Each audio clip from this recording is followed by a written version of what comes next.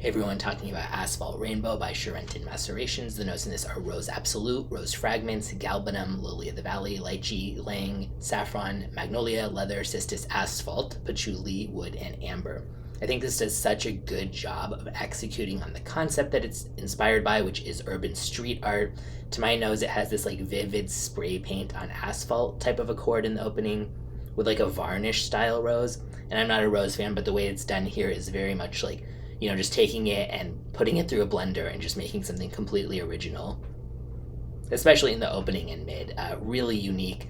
I would say the closest it gets is to stuff like Comme des Garçons, but if I take away anything by Comme des Garçons, I can't think of anything I've ever smelled like that's anything like this.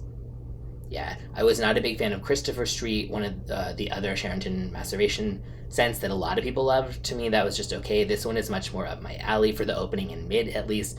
By the dry down, it does get a little bit more like standard floral, at which point it kind of loses the magic for me. But I think it's totally worth sampling if you just like trying interesting stuff either way, because that's definitely a good way to describe the opening of this. This goes for $100 for a 30 ml. It's very artistic, so I think that that's fair. This has moderate longevity and projection and very, very unisex, despite the way that the floral part might sound. I guess it's a little bit more feminine leading in the dry down, but I think it's still easily unisex. So yeah, I still think it smells good in the dry down, so it's not even like, oh, and it stinks by that point. Or even that it's boring, but it's just kind of like doesn't have that like really unique vibe anymore. So I'll put a link in the description where you can get a bottle or a sample if you want to check it out for yourself. But yeah, good job of executing on the street art type of concept, at least for, the first hour of the fragrance.